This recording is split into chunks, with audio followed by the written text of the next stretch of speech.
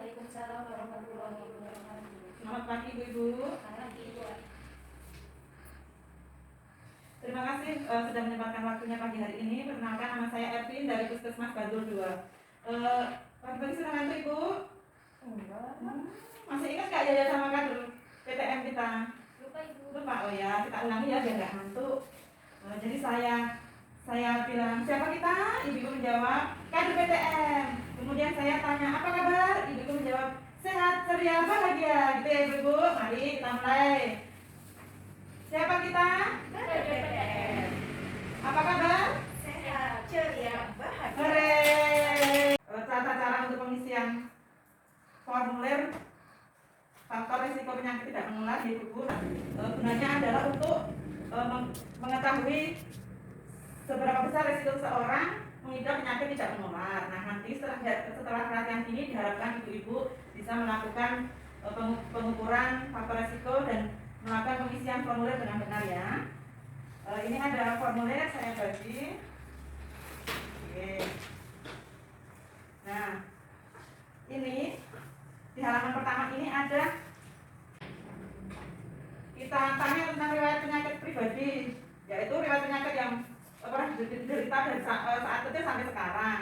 Itu misalnya penyakit diabetes, hipertensi, jantung, stroke, asma, kolesterol. Kemudian kita tanya juga penyakit yang sama untuk keluarga yang sedarah, misalnya ibu kandung, bapak kandung, kakek, nenek, dan garis ke atas ya. Nah, kemudian setelah itu ada faktor risiko yang lain seperti rokok, kemudian kurang aktivitas, konsumsi gula garam. Nah, itu selanjutnya ada pengisian untuk pemeriksaan gula darah apabila kita lakukan. Ada pemeriksaan tensi, ada pemeriksaan tinggi badan, berat badan, tingkat perut, ya, ibu-ibu jangan lupa ya. Nah itu diusahakan nanti di sini ditanyakan lagi. Sudah paham ya? Kalau sudah paham coba kita praktek ibu mengisi data di lembar tersebut dengan data diri ibu sendiri. Oh ya betul Bu, centang ya, betul ya. Ya, Kalau tidak tahu saya contoh tidak tahu. Ya, tidak tahu saja, ya, Ibu. Oh ya, ya betul Bu ya, ya. Sudah paham ya? Masih ada yang mau ditanyakan lagi?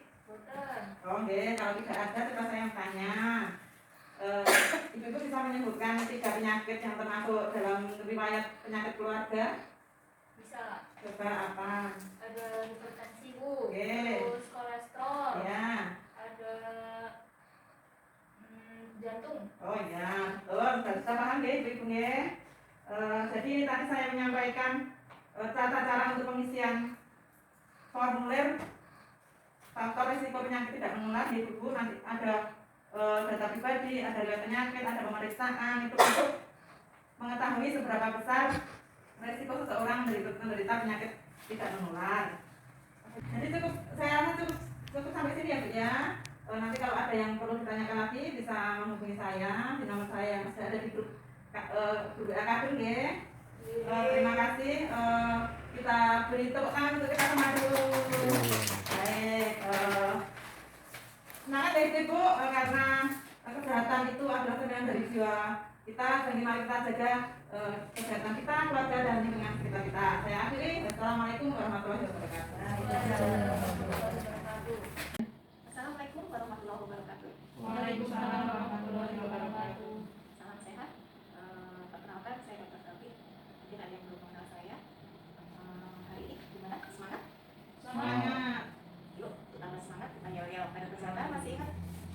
Enggak Bu, lupa. Langsung aja deh. Yuk, kalau saya tanya siapa? Siapa Anda? Siapa saya? Jawabnya kader PTM. Kalau saya tanya apa kabarnya? Jawabnya sehat, ceria, dan bahagia. Yuk, ya, mulai ya. Siapa? Siapa saya? Kader PTM. Apa kabar hari ini? Sehat, ceria, bahagia. Oke Bapak Ibu, pada kesempatan ini kita akan belajar tentang mengukur atau memeriksa faktor risiko penyakit tidak menular, khususnya hipertensi. Nanti akan saya apa? Yang pertama itu alat dan apa yang kita butuhkan kalau mengukur tekanan darah. Yang kedua, persiapan sebelum mengukur tekanan darah itu apa? Terus prosedur pengukuran. Selanjutnya nanti ada prosedur menggunakan manset. Terus yang terakhir adalah menginterpretasikan atau membaca hasil pengukuran tekanan darah. Oke? Nah, untuk jelasnya, sekarang kita praktek saja langsung ya. Monggo sini. Sini, saya bu semuanya. Semuanya. Jadi, yang pertama adalah alat dan bahan yang dibutuhkan untuk pemeriksaan tekanan darah. Yang pertama, lampu, meja, tensimeter digital, dan juga batu baterai. Ya, siapkan. Oh, ini harusnya tadi pakai. Setelah semua ada, pastikan batu baterai dan keadaan relax. Pengandusnya Bu Evin ya. Oh, ya. Saya madep mana Bu? Ini pasien, Pak sini Pak. Nah, pasien harus relax, punggungnya bersandar, kaki tidak boleh menggantung atau menyilang. Dan pastikan pasien tidak stres dalam kondisi stres. Seandainya pasien sedang habis beraktivitas kurang dari 5 menit ya diistirahatkan selama 5 menit. Kemudian manset, ini yang namanya manset ya. Kita mulai pengukurannya. Tangan pasien dimasukkan, tangan menghadap ke atas. Kalau pasien memakai lengan panjang dan kalau ada jadi lipat itu akan ketat, maksudnya sih namanya ketat di sini. Terus sebaiknya kita tidak usah melipat, tapi kita mengukurnya dengan baju di lengan tidak apa-apa. Usahakan pastikan manset sejajar dengan jantung. Setelah itu kita tekan, nyalakan alat dulu, tekan start. Hasilnya tertera 130/90. Itu tinggi nggak Bu? Jadi gini, saya jelaskan ya, untuk interpretasi hasil pengukuran tekanan darah ini penting ya diingat ibu-ibu, bapak. Dikatakan normal kalau tekanan darah kita kurang atau sama dengan 120/80. Dikatakan prehipertensi jika tekanan darahnya 120/130 dan bawahnya 80/90. Baik Bapak Ibu, karena hari sudah siang, sebelum mengakhiri acara saya akan merangkum apa yang kita pelajari hari ini. Yang pertama itu untuk mengukur tekanan darah kita harus mempersiapkan alat-alatnya dulu. Kemudian kita sebelum pengukuran kita harus pastikan baterai dalam kondisi bagus. Pada saat pengukuran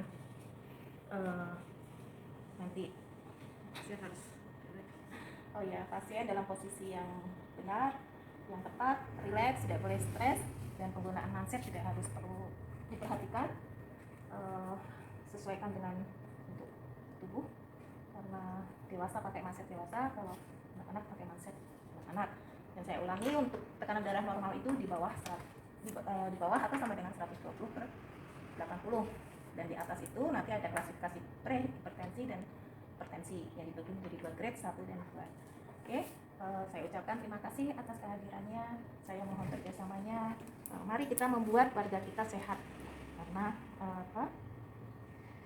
dengan membuat orang sehat, ini juga bisa menjadi amal ibadah kita. Terima kasih. Wassalamualaikum warahmatullahi wabarakatuh.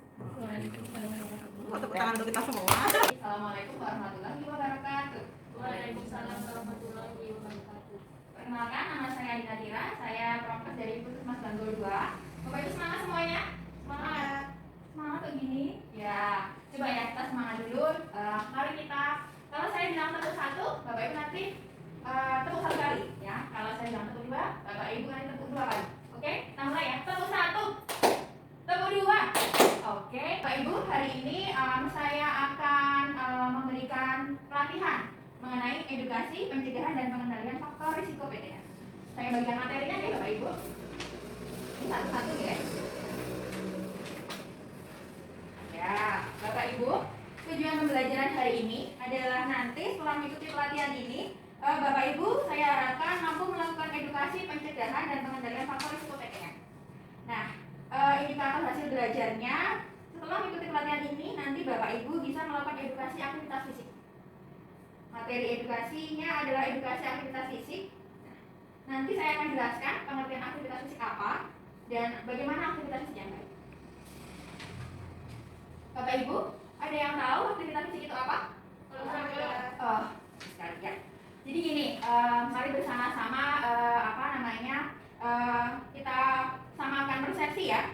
Jadi aktivitas fisik itu adalah seluruh gerakan tubuh yang mengakibatkan kerja otot rangka dan meningkatkan pengeluaran tenaga serta energi. Contohnya olahraga tadi. Tapi olahraga ini untuk lansia itu ada olahraga yang tidak disarankan untuk lansia.